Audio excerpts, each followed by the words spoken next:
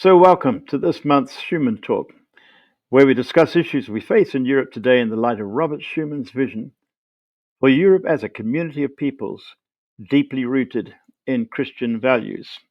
And we're sending this to you on November the 9th at 6 p.m. because on May the 9th, 1950 at 6 p.m., the French Foreign Minister Robert Schuman gave a 3-minute speech in which he laid the foundation for the European house where today 450 million Europeans live together in peace. This was, in my book, the defining moment of post-war Europe, for it launched the European movement for peace and unity that has led to today's European Union. Now, while the story of the origins of the EU usually focus on the political and economic dimensions, what's usually forgotten is the spiritual or religious dimension in making reconciliation possible between the French and the Germans, without which European integration would never have happened. The Franco German reconciliation features in this 1994 book, Religion, the Missing Dimension of Statecraft, as a prime case study showing how religious or spiritual factors can play a key role in resolving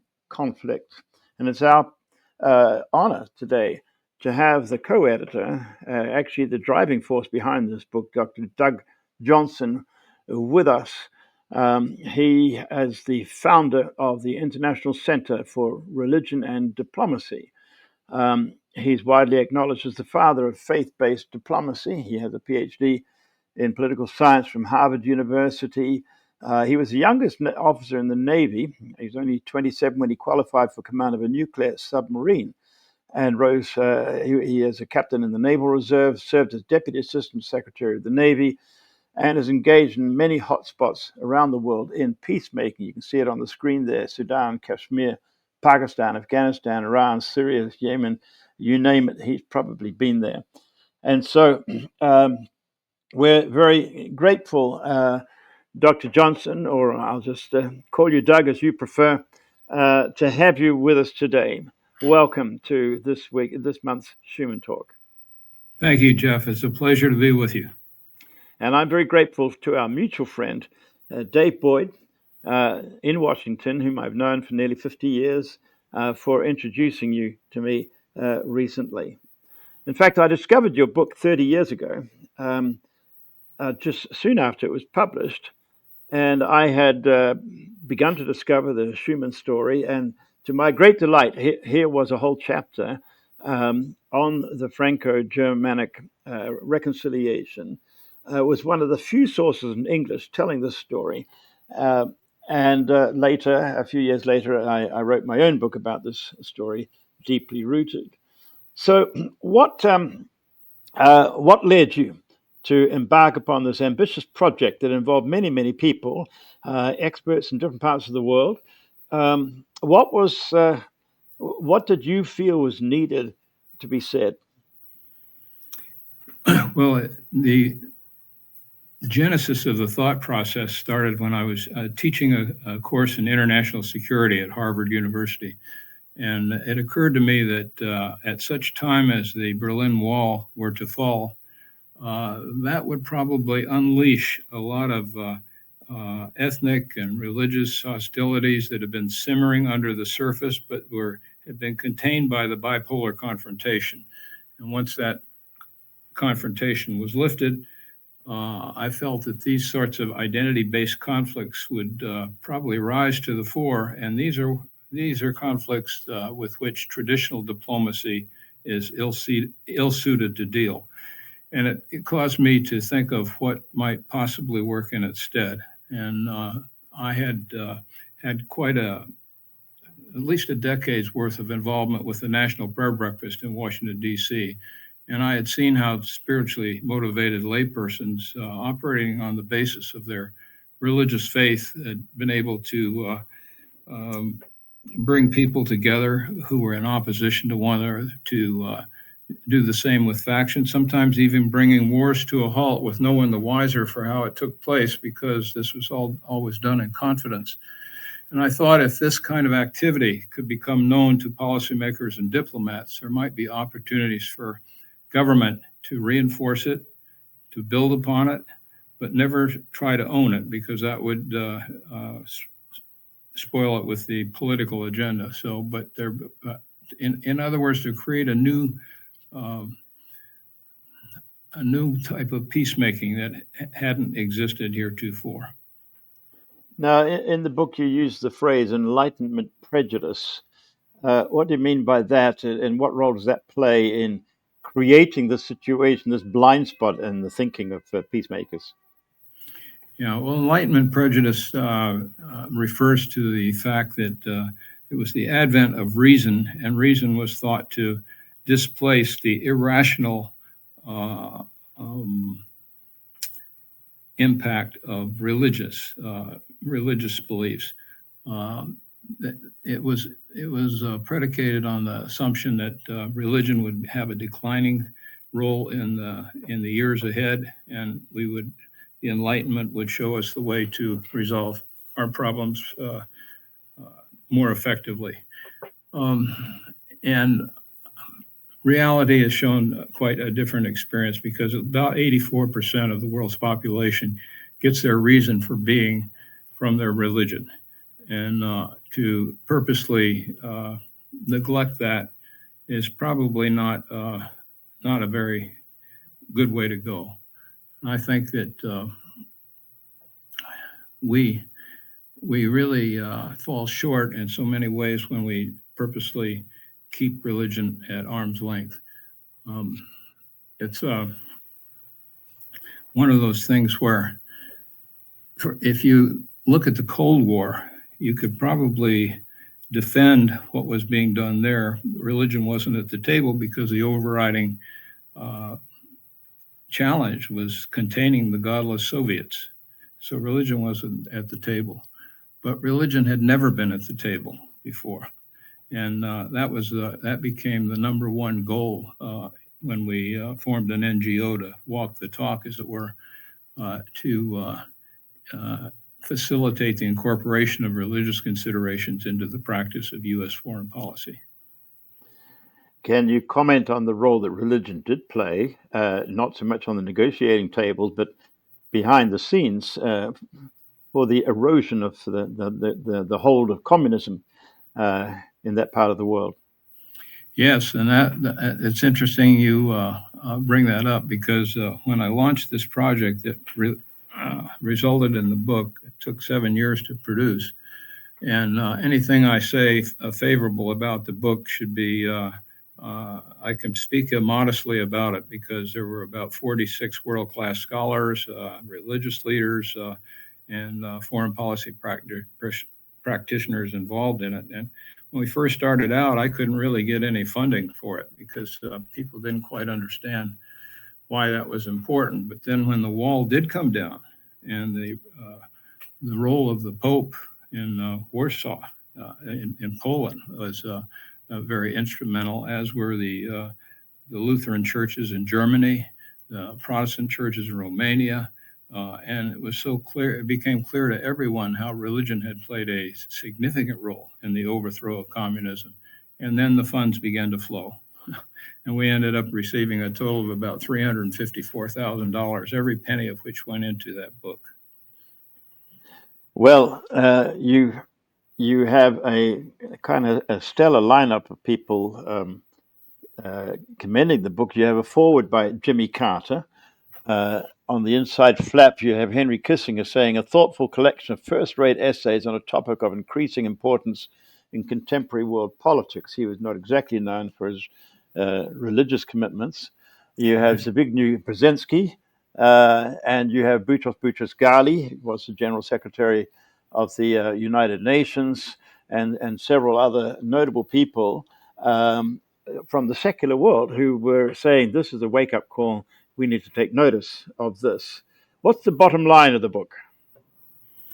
Well, the bottom line of the book, I think it's very important not to overstate the significance of the findings, but the findings suggest that when you've made adequate progress on the political, economic, and military fronts, that you then sometimes the stage is set for a breakthrough to peace at a higher level of trust, which is what that religious third party can bring to the situation.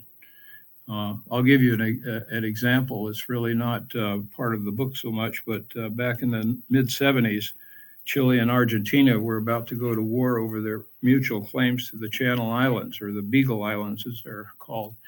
And an invasion order had been given, in fact, and one country notified called the Pope and asked them to send an envoy, and a Vatican envoy came over, and it took them 6 years to work out an adequate arrangement.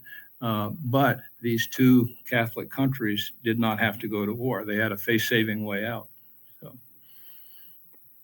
Well, tell us about some of the scenarios that you do write about in the book. Well, one that I think is very important, particularly to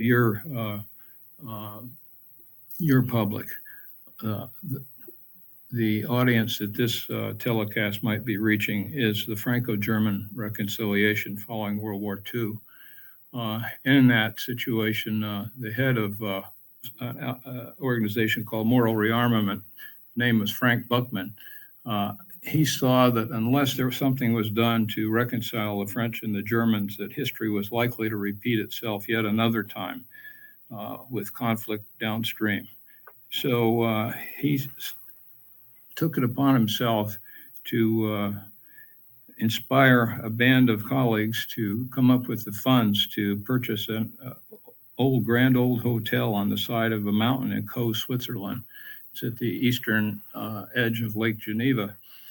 And it had been in a state of disuse because refugees and others had frequented it during the war. It took them about 6 months to tidy it up. And then over a 3-year period, starting in 1946, they invited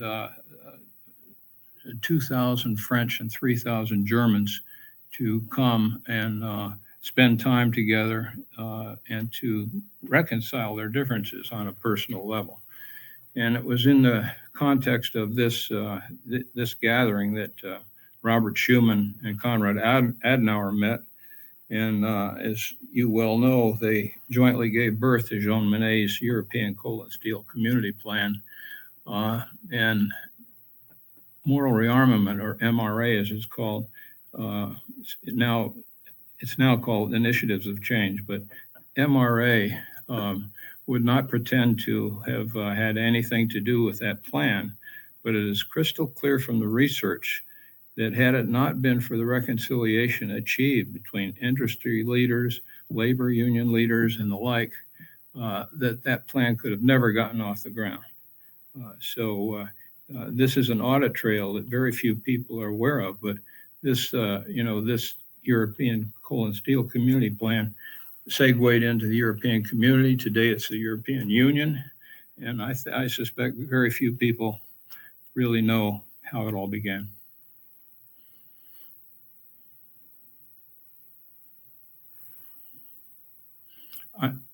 I'm not hearing it. No, I'm muted. We've got some police vehicles outside making noises. This term we referred to before, enlightenment prejudice, is that the reason why from the EU side we hear very, very little about the role the MRA played, moral rearmament?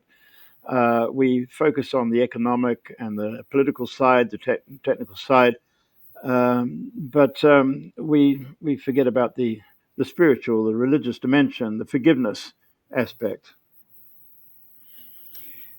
Yeah, I chalk that up to the fact that this goes back quite a ways, but when the U.S.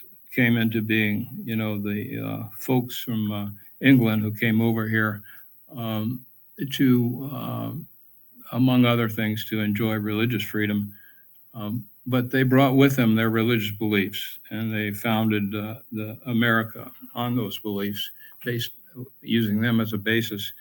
And quite the opposite happened in Europe when the French Revolution took place a few years later. And there the Catholic Church was seen as being complicit with the monarchy and oppressing the people. So instead of a Edmund Burke approach, it was a Jean-Jacques Rousseau. You throw the baby out with the bathwater. So So the religious piece was really sort of wiped clean for the most part. And you sometimes hear those in the West referring to Europe as a spiritual wasteland, but that is not true. There's a lot of very strong believers in Europe, but I don't think that in terms of society at large that there is a whole lot of talk about religion. It's relegated to being very personal, as it is in the U.S., but there's just less of a tendency to speak about it in Europe, I think, than there is Yeah, in the there are some changes taking place, but I think you're right that the French approach to separating church and state was meaning freedom from religion, whereas in America, the separation of church and state meant freedom for religion. Yes. And there's a lot of confusion of separation of church and state does not mean that there's no place for religion or faith in the political realm, because actually all political options are based on some kind of faith assumption, whether that's faith in man or faith in God or whatever. Yeah. But the yes, the at the time when you had the writer address the Franco-German reconciliation, how widely known was that story in your circles? Not very. Not very at all. Yeah, and the you also mentioned. Well, no, tell me about some of the other reconciliations that took place, and I think they're mainly Christian situations that you're writing about as well, although your intention was to make it much broader than that.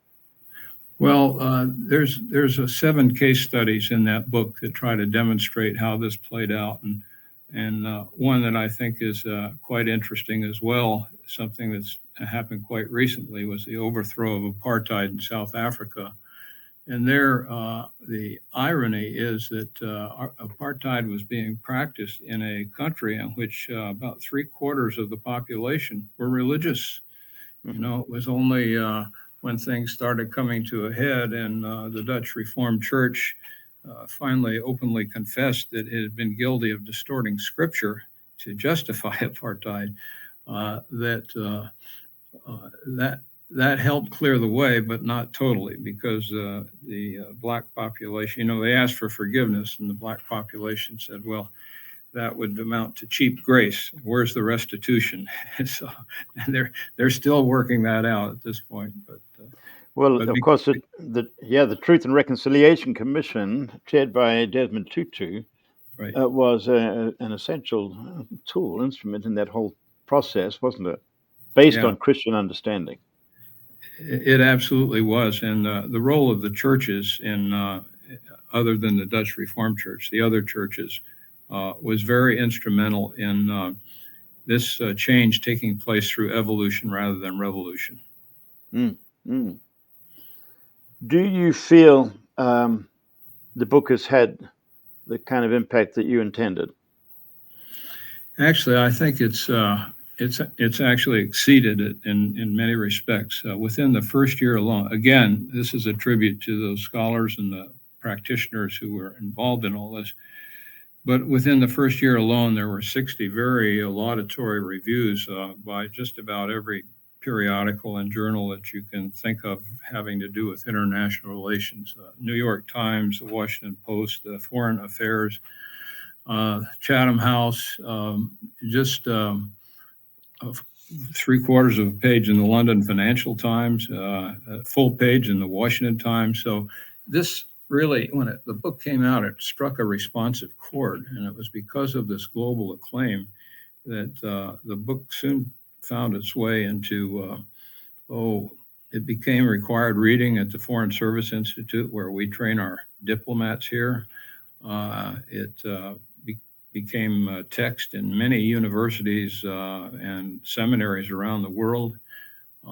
In 1999, Japan in Sapio, which is its equivalent to Time magazine, cited this book as one of the 12 most important to read in preparing for the 21st century.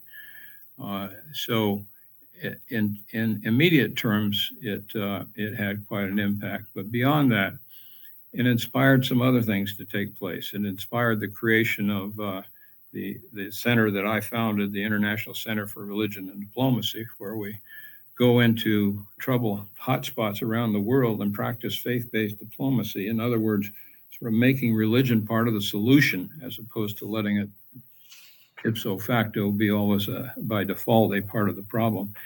And what you find is at the core of every one of the major religions, there's the equivalent of the golden rule. So there are peacemaking tenets in these religions which one can call upon in trying to bring things to a better conclusion. So there was that. It also, that book inspired a series of religion and foreign policy program implants in at least 9 universities around the United States, sponsored by the Luce Foundation. They actually, their president, chairman of their board, and a vice president, and another key player all traveled down to Washington to spend a few hours with me to see if that's something that they should do. And I gave them 11 recommendations, and they implemented 10 of them. And the one they didn't implement was supporting projects like we were doing. Yeah. But you say the Luce Foundation, that's Luce. That's was it Henry Luce? Was he the founder of Time magazine? Is that correct? yes, that's exactly right. Yeah. Okay. Yeah. And they've continued, sponsoring projects and the like. But and then, as you mentioned at the outset, I was very surprised. One day I get a call, and they want to do a major event at Georgetown University celebrating the 20th anniversary of the publication of the book. And I had never before in my life heard of celebrating a publication date. maybe the Bible, but I don't know. Yeah. So and they did that, and then 5 years later, the Center for Strategic and International Studies at Washington, where I was working when I developed this project and the book, they did so on the 25th anniversary of that date, and then more recently, just this past year, the U.S. Institute of Peace celebrated the 30th anniversary. So I guess my goal should be to live to see the 50th, but I don't think that's going to happen. Well, I read also about Francis Fukuyama, who, of course, became well known by rather prematurely proclaiming the end of history. Although that might be a bit simplistic, but he said that the book brings badly needed balance into the discussion of religion and international affairs, and I think it's somebody like that. Is being waken up. Well, what sets him apart in his review is the fact that he saw through our strategy. We had a 3-part strategy for the book, and one of which was to have the book come out under the auspices of CSIS, the Center for Strategic International Studies, because that would resonate with policymakers. CSIS had a reputation for being pretty unmatched in terms of its impact on policy from a bipartisan point of view in Washington and around the world. So that was one piece of it. Another piece was I secured funding for to market the book and spoke about the book in any number of locations around the world. So that added to it. And then also having the book come out under the published by Oxford University Press, which was thought to be the best of the best, would give it traction with academia. And and the one thing overriding it all was that I absolutely did not want to exaggerate the importance of what we found. And that's what Francis Fukuyama saw. He said that, he had seen through the fact that it was understated, because my feeling was that if you had any instance where it would be overstated, that could just throw the book right out the window, because you have to understand it. In those days, the realpolitik crowd, of which I had come out of, was a member. Religion was thought to be irrational and therefore irrelevant, and conflict resolution was generally equated with pacifism. So it was only because I was equipped to deal I could traverse that minefield, and one of the things that I knew right away was absolutely don't exaggerate. And so we probably understated the significance in some parts, but that combination of the marketing strategy and how to get the book out there seemed to work very, very well. Now, you used to work for this think tank, and you set up your own International Center for Religion and Diplomacy, which you call a do tank. What was behind that transition from a think tank to a do tank? Well, that's a good question. After the book received that global acclaim, I put in place a program at CSIS on preventive diplomacy, and chaired the program. And for 5 years, we had a team that went. Basically, we focused on the Balkans. There was a conflict going on at the time, and we were going in there and teaching religious leaders and laity skills of conflict resolution. And at one point, they were in Sarajevo, and the Serbian gunners in the surrounding hills were, blasting the town, and they really had no way out. But they finally got out by paying a young man that showed them a kind of a not well-known passage through the surrounding hills, and they made their escape. But in the wake of that, the president of CSIS, my immediate boss, suggested that we needed to keep our people out of war zones because of the financial liabilities that the board members were concerned about. And so we did, but that was a turning point for me. It caused me to think, well, I really need to leave the think tank and form a do tank where the board members know from day one going in harm's way is part and parcel of what we do. And so that's what I did. That's in 1999. Yeah. Now, it's in preparing for our talk together, I took more notice of the cover of the book here. I had never really looked at the picture here, and to think, well, what is that picture all about, and why did you choose that picture? I had to look it up. I discovered it's a picture by Raphael. It's in the Vatican, and it's about the meeting of Leo the Great and Attila. So why did you choose this painting? Yeah, Pope Leo the First and meeting with Attila the Hun. Nobody knows exactly what Pope Leo said to Attila. What was the circumstance? Where was this, and what was happening? This is in northern Italy, and Attila the Hun was leading his forces and quite successfully. The 4th century? I'm sorry? The 4th century or so? 452 AD, yeah. 5th century, okay. Yeah, and he persuaded Attila to not sack Rome, to not attack Rome as he was about to do, and no one really knows exactly what he said to him, but there's some speculation. But it seemed to me like this was very appropriate one, where this is one of those early examples where the religious influence could make a huge difference in a secular outcome.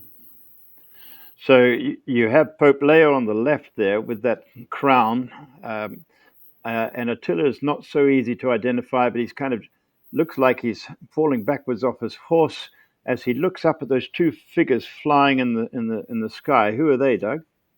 Well, those are two of the. This is one of the rumors of why Attila turned around, was that he saw a vision where two of the disciples of Christ were about to take the sword to him, and that's one of the rumors of Peter and what Paul, I think it is. Yeah. Peter and Paul. That's right. So again, who knows? But it did seem to be a good example, and I love the fresco itself. It's I think it captures the imagination. So, how did you find this painting? Was it your discovery? Yes, it was. I was looking for the perfect cover, and I happened to end up in Rome. I had to speak to the Vatican Foreign Service, which is interesting. It was this was one part of this massive marketing strategy I was telling you about, and I was invited to speak to them, and I thought, they've been practicing this stuff far long before I was a gleam in my daddy's eye. So what could I say to them? And what the goal was there was, and it was in that context that I came across this fresco. But in that context, this all took place. But what they needed some inspiration to expand their outreach, because their most recent accomplishment, as far as I could tell, was that Beagle Islands controversy that I mentioned back in the early 70s. And of course, we were sort of opening the door to a lot more different kinds of involvements, but also the kind of thing that the Vatican Foreign Service should be able to deal with. And they were kind of resting on their laurels, and this was hopefully to inspire them to get up and do some more. Now, towards the end of the book, you talk about world religions and conflict resolution. That's a chapter by Harvey Cox. And you talk about the need for the world religions to cooperate. Is there a sufficient common ground? You touched on that earlier on. How can the major religions work together, and how should they do? I think particularly evangelicals be highly suspicious of Christians working together with Muslims, with Buddhists, see it as compromise, as syncretism, as betrayal of the gospel, and so forth. So, what would your answer to be to that? Well, it's a very complicated question, but we found in our work that we were able to do that, because the second project that we undertook once I formed this new center was in Kashmir, and it was to establish a cooperative relationship between the Buddhist, Hindu, and Muslim regions of Kashmir. And we did that. And in the course of doing so, we appealed, individually, not mixed at first, but just within that specific religious group, we would appeal to the peacemaking tenets within their religion and describe how we'd conduct these, what we call faith-based reconciliation seminars, which are things that cause people to have to go deep about their own understandings and what's driving them and how that might be improved in the future. We did this, and I'm giving it very short shrift in describing the process, but it took quite a while. We were 6 years there doing it, but we actually did that. And unfortunately, at the outset, there was a peace process underway between India and Pakistan over resolving the Kashmir dispute. And our hope was to provide this kind of a basis for it to build upon as it came to a conclusion. Well, it came to a conclusion, but it was an unhappy conclusion, and we were well immersed there when that peace process turned out to not be real, and it was dissolved. But in the course of what we did, we opened the way for Hindu pandits who had evacuated the Kashmir Valley because of Muslim militants, and we opened the way for them to return to the valley after 13 years of being away, and they did. And so there were some good things that came out of it, but in the larger picture, what we were trying to do was we weren't invited in there at all. I just deliberately sought it out because it was the leading nuclear flashpoint in the world at that time, and may still be today. But nobody was doing anything, and so and it's difficult for somebody to do something because India doesn't want any third parties in there at all. And we, at the end of the 6 years, in fact, I think India was rolling up the welcome mat.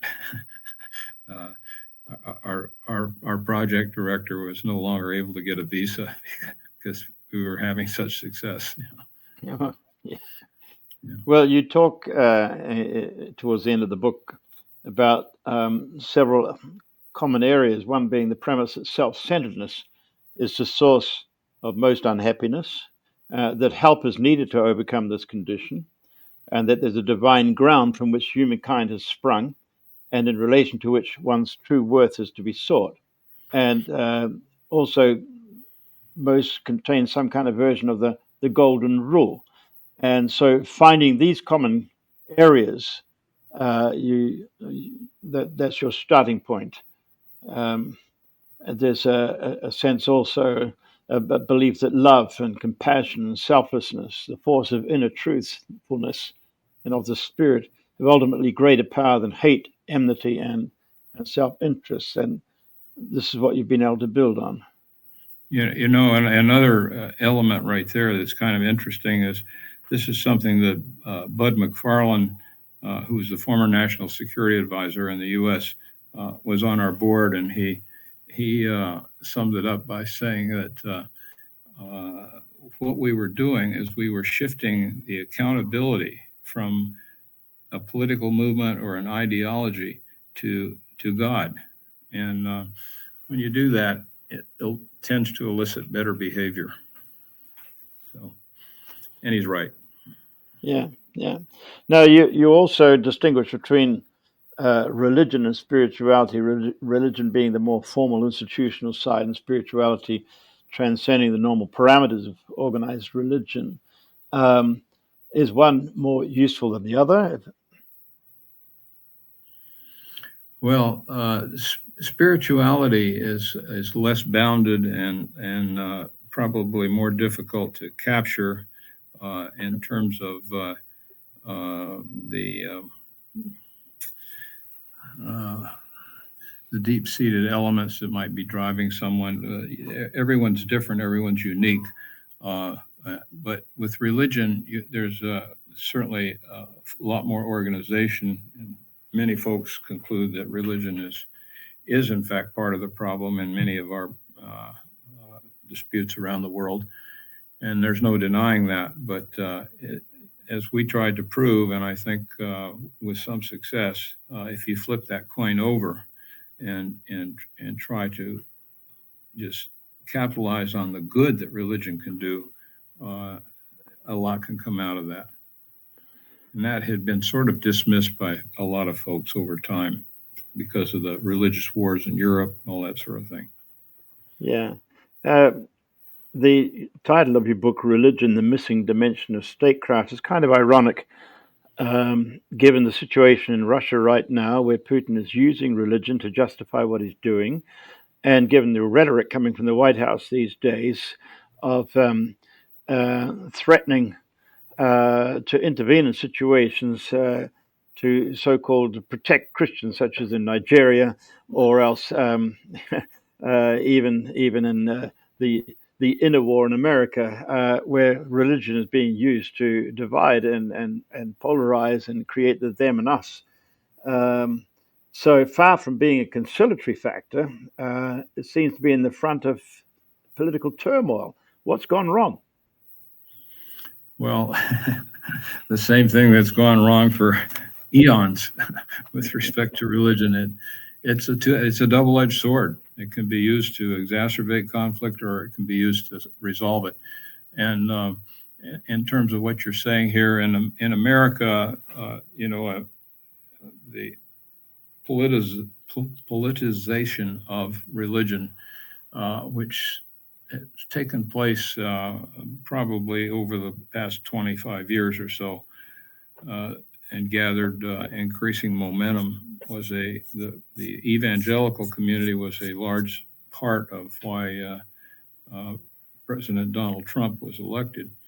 And he played, even though he'd been all over the map, he used religion for political purposes, and in advocating against abortion, which a lot of religious communities care a lot about, and also the persecution of Christians overseas, and those are two legitimate concerns, but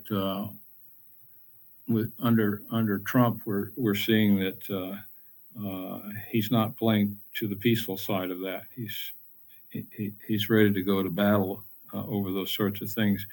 Ukraine is kind of you mentioned that in passing, but in Ukraine, it's very interesting. It's difficult to find the right entry point in Ukraine for the religious peace. There was a letter signed by more than 275 Russian Orthodox priests in 2022, where they directly opposed the invasion of Ukraine and talked about everything that was wrong with that. Was that Russian priests within Russia or Russian Orthodox priests outside of Russia, or both? The majority, I don't know exactly what fraction, but I know it was the majority of them were inside Russia, and some were outside. And of course, those inside Russia were really required some courage to sign a letter like that.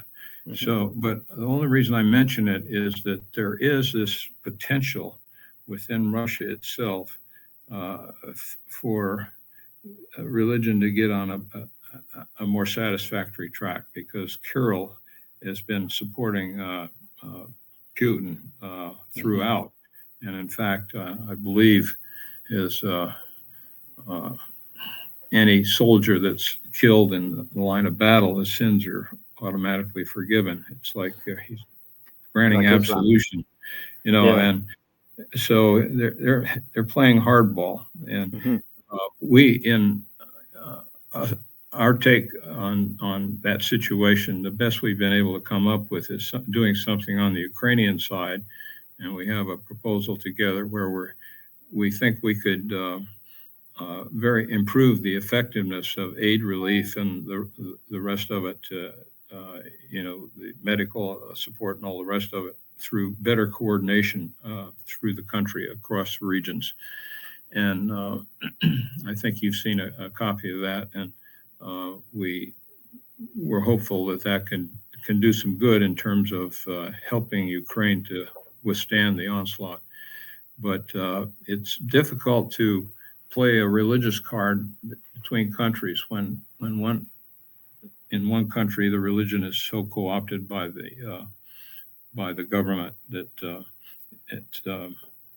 it requires an unusual level of courage to go up against that. Maybe we could bring things to a close just looking at the question of forgiveness, which was central to the Franco-Germanic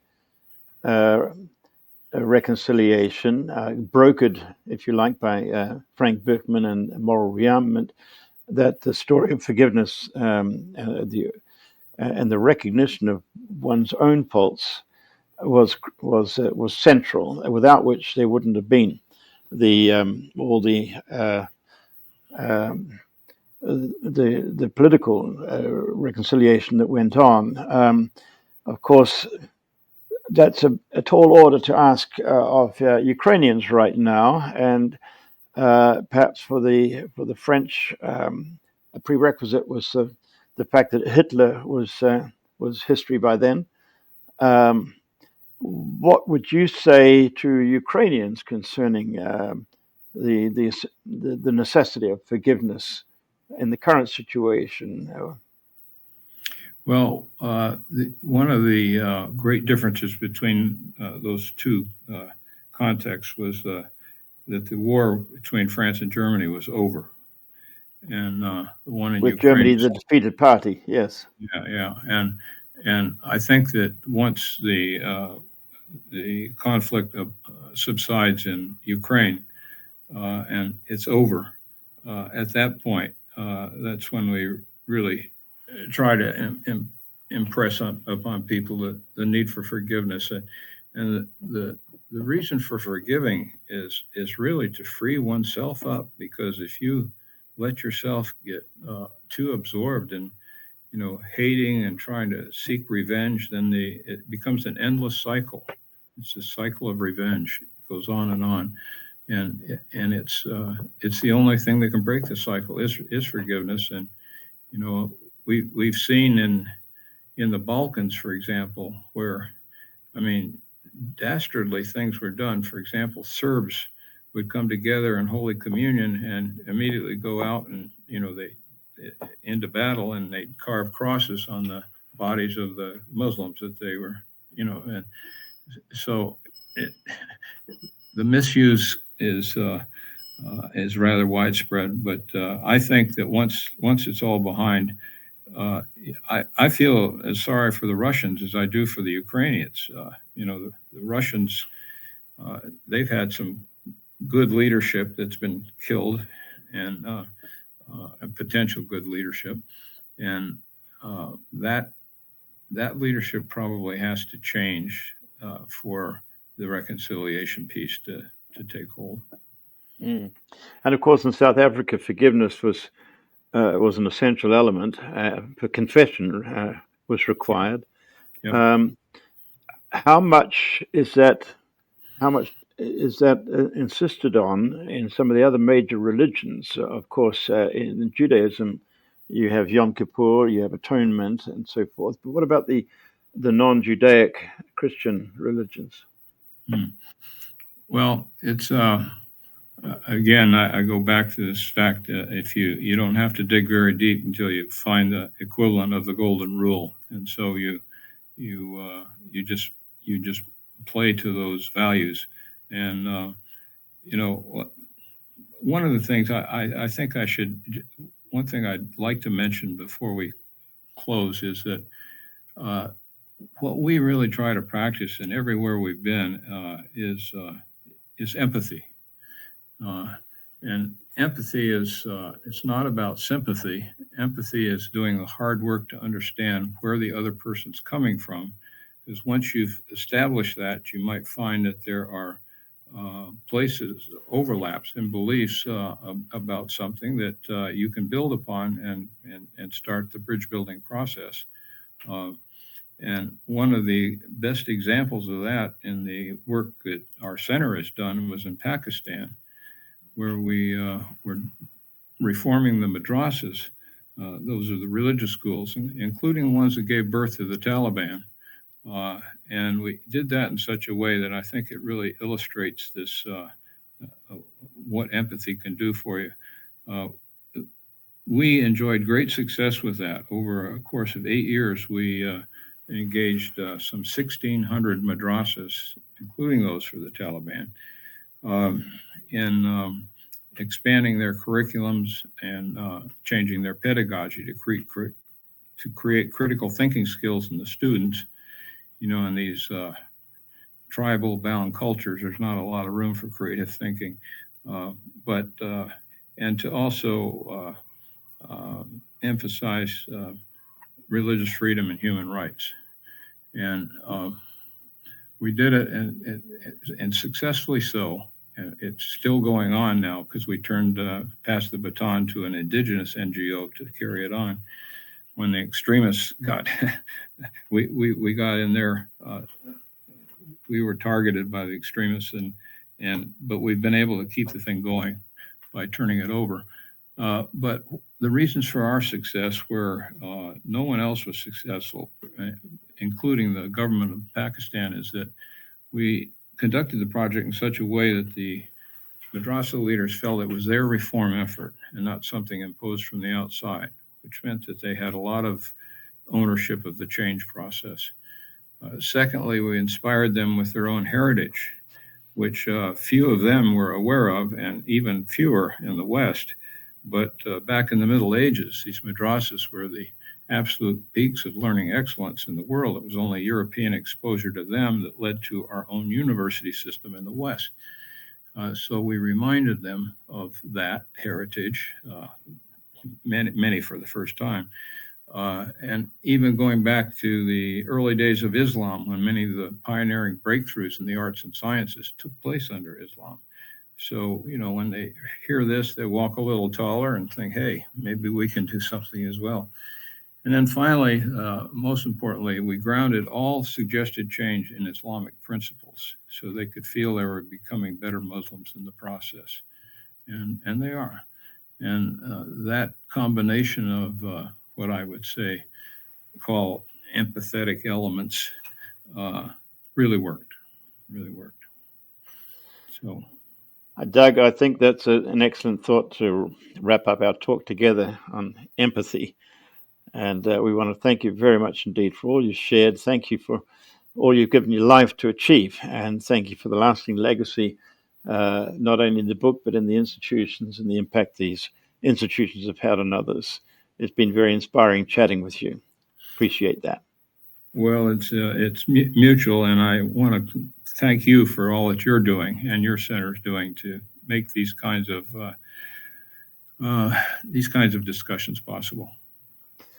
Well, we've been in touch concerning Ukraine, and we certainly hope that and praying and working towards seeing reconciliation and resolution come to that situation there. Good. Thank you, Doug. Yeah. Thank you, Jeff. Bye-bye.